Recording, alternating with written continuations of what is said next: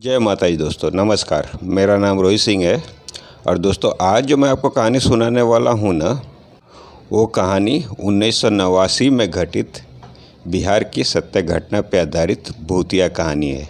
तो आइए चलते हैं हमारी आज की इस कहानी में। दोस्तों, बिहार के गांव में राजा राम जी रहते हैं अपनी बीबी सुनीता के साथ, और उनके 4 बच्चे होते हैं, 2 लड़का और 2 लड़की। बड़े बेटे का नाम सुशील होता है, उससे छोटे बेटे का नाम सुनील होता है, और गीता और संगीता, ये इनके 4 बच्चे होते हैं। जो राजा राम जी होते हैं वो कलकत्ते में काम करते थे किसी फैक्ट्री में, और उनकी जो बीबी सुनीता जी होती हैं वो अपने गांव में घर में बच्चों के साथ रहा करती थी। पुराने ज़माने की बात है, उन दिनों मिट्टी का घर हुआ करता था। तो एक बगल में इन्होंने घास फूस का जो हट होता है, जिसको मरई पलानी बोलते हैं बिहार के भाषा में, वो बना के रखे होते हैं। उसमें खाना वाना बनाते हैं और खा करके सब लोग ये मिट्टी का जो घर होता है एक कमरे का, उसमें जा कर के सो जाते थे। जुलाई का महीना होता है और पूरे गांव में एक अफवाह फैला होता है कि रात को कोई दरवाज़ा खटखटाता है, और जो भी दरवाज़ा खोलता है तो उसकी मृत्यु हो जाती है 3 दिन के अंदर। दरवाज़ा खोलेगा, बीमार हो जाएगा, मृत्यु हो जाएगी। अब ये बात सच थी या अफवाह, ये तो मालूम नहीं, लेकिन 2-3 घरों में ऐसा हो चुका था कि किसी ने रात को आकर के 12 बजे के बाद 3 बजे के बीच में दरवाज़ा खटखटाया, नॉक किया, और जिसने भी दरवाज़ा खोला 3 दिन के अंदर उसकी मृत्यु हो गई, बीमार हो कर के या कैसे भी। 3 दिन से ज़्यादा, चाहे हो मर्द हो या औरत हो या कोई भी हो, जिंदा नहीं रह पाता था। पूरे गांव में दहशत का माहौल था, और उन दिनों बिजली का कोई प्रबंध हुआ नहीं करता था गांव में। लोग लैंटर्न या जो दिया होता है उसी से अपना काम चलाया करते थे। खाना वाना शाम को ही बना करके खा लिया करते थे और सो जाया करते थे। बारिश का मौसम था, कंटिन्यू मूसलाधार बारिश हो रही थी 4-5 दिनों से, और पूरे गांव में झिंगुर और मेढक की आवाज़ें गूंजने लगती थी शाम होते ही, और बहुत डरावना माहौल था। अभी जो ये राजा राम जी होते हैं, सुनीता जी के हस्बैंड, वो उन दिनों टेलीफोन वगैरह का ज़माना था नहीं। कहीं कहीं टेलीफोन होता था, जो लैंडलाइन होता है, पोस्ट ऑफिस में या पुलिस स्टेशन में, या बहुत कम अमीर घर के लोग होते थे वो लगवा के रखते थे। तो लोग चिट्ठी या तार से ही संपर्क में रहा करते थे। तो जो ये राजा राम जी होते हैं वो तार भेज देते हैं अपनी वाइफ को कि वो अगस्त महीने के 21 तारीख को अपने घर आने वाले होते हैं, क्योंकि राजा राम जी की जो बहन होती है उनके ससुराल में उनकी ननद की शादी होती है, और इकलौती बहन होती है, और राजा राम जी इकलौते भाई होते हैं। तो उनको शादी में इनवाइट किया होता है पूरे परिवार के साथ, इनकी बहन ने और उनके बहनोई ने, जो उनके बहन के हस्बैंड होते हैं। तो उसी चक्कर में ये 12-15 दिन की छुट्टी लेकर के राजा राम जी आने वाले होते हैं और शादी अटेंड करने वाले होते हैं अपनी बहन के ससुराल जा कर के। तो घर वालों को पूरा पता होता है, सुनीता जी को और उनके 4 बच्चों को, कि अगस्त महीने के 21 तारीख को राजा राम जी घर पे आने वाले हैं। और जब भी वो आने वाले होते थे तो ऐसे ही वो तार भेज दिया करते थे, क्योंकि तार फटाफट पहुंच जाता है। तो तार पे जितना शब्द लिखना होता था उतना ही शब्द लिख करके और तार आ जाया करता था। तो तार में लिखा था, जो जुलाई महीने में ही तार आ गया कि अगले महीने के 21 तारीख को मैं आने वाला हूँ। और 27-28 तारीख को इन लोगों को तार मिलता है जुलाई महीने के कि ये अगस्त महीने में आने वाले हैं। तो ये सब समझ जाते हैं, तार पढ़वाते हैं। जो डाक बाबू होते उन्हीं से, तो पता चलता है कि अगले महीने यानी कि अगस्त महीने के 21 तारीख को राजा राम जी अपने घर आने वाले हैं। और अगस्त महीने के ही 26 तारीख को इनके बहन के घर में शादी होता है, इनकी ननद का। तो सब प्लान फिक्स होता है और सुनीता जी और इनके बच्चे राजा राम जी के आने का बेसब्री से इंतज़ार कर रहे होते हैं और काफ़ी खुशी का माहौल होता है सुनीता जी के मन में, बच्चों के मन में, क्योंकि 5-6 महीने में एक बार राजा राम जी आया करते थे। कोई अर्जेंट काम हो तो साल में 2-3 बार आते थे, नहीं तो साल में 2 बार ही आते थे, क्योंकि उन दिनों फैक्ट्री में छुट्टी उट्टी लेना बहुत मुश्किल होता था। छुट्टी लेंगे तो पैसा कटेगा, इस वजह से 4 बच्चे का पालन पोषण करना होता था, तो छुट्टी नहीं लिया करते थे। तो सबको मालूम था कि 21 तारीख को ये अपने घर पे आने वाले हैं। और इसी बीच पूरे गांव में दहशत का माहौल था और सबको मालूम था कि रात को 12 बजे के बाद 3 बजे के बीच में कोई भी किसी का भी दरवाज़ा खटखटाए तो दरवाज़ा नहीं खोलना है। लोग डर के कारण लघु शंका के लिए यानी पेशाब वसाब करने भी उठ करके बाहर नहीं जाया करते थे। उन दिनों इतनी दहशत का माहौल था। शाम को ही सब लोग खाना वाना खा करके अपने घर में सो जाया करते थे। और बारिश का मौसम तो था ही, बारिश की वजह से ठंडी काफ़ी होती है और कंटिन्यू मूसलाधार बारिश हो रही थी। जो सुनीता जी के बड़े बेटे होते हैं वो भी जगे होते हैं और अपनी माँ से कहानी सुन रहे होते हैं। सारे बच्चे जगे रहते हैं, लेकिन एक एक करके सारे बच्चे सो जाते हैं। जो बड़े बेटे होते हैं सुशील वो जगे होते हैं और इनकी माँ जो सुनीता जी होती है वो कहानी सुना रही होती है। लगभग 12:15 साढ़े 12 बजे का टाइम होता है। इनके दरवाजे पे खटखट की आवाज़ होती है। अभी पूरे गांव में दहशत का माहौल था कि जिसके घर के दरवाजे पे भी आवाज़ होएगा, अगर दरवाज़ा खोला तो 3 दिन के अंदर वो व्यक्ति मर जाएगा। और 2-3 घर में ऐसा हो भी चुका था और सब ने यही बोला कि रात को किसी ने दरवाज़ा खटखटाया, दरवाज़ा खोल के देखा तो दरवाजे पे कोई नहीं था।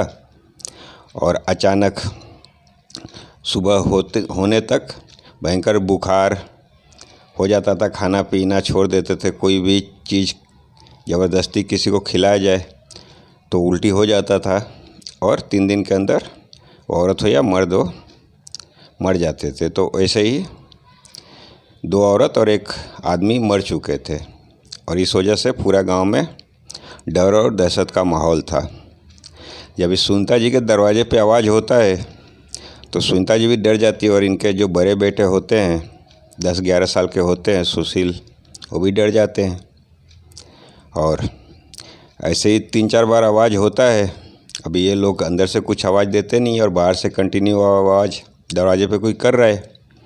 मिट्टी का घर होता है, लकड़ी का दरवाज़ा होता है, दरवाज़ा बजाने का आवाज़ इनको बाकायदा सुनाई दे रहा होता है। धीरे धीरे जो सुशील के भाई होते हैं सुनील और दोनों बहनें होती हैं वो भी उठ जाती हैं, लेकिन कोई नहीं बोलता है। जो सुशील होते अपने माँ से पूछते हैं कि कौन है माँ, तो माँ बोलती हैं कि कोई नहीं है बेटा, चुप करके सो जाओ, बोलना नहीं कुछ। अभी सब लोग एक ही बिस्तर पे एक ही साथ में सो रहे होते हैं। बाहर कंटिन्यू बारिश हो रही है, बारिश होने की आवाज़ आ रही है और इतनी बारिश में कौन आएगा और सिर्फ आवाज़ आ रही है। अभी अंदर से बोलना नहीं होता है, कंटिन्यू आवाज़ होता है 15-20 मिनट तक।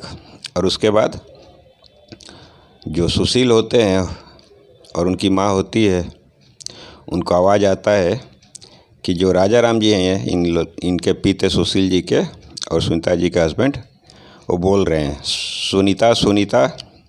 2 बार आवाज़ आती है लेकिन फिर भी ये लोग नहीं बोलते। इन लोग को मालूम होता है कि जो ये राजा राम जी आने वाले हैं वो तो 21 तारीख को आने वाले हैं और आज 21 तारीख है नहीं, तो अभी कैसे आएंगे। अभी तो 21 तारीख आने में लगभग 18-20 दिन का टाइम होता है।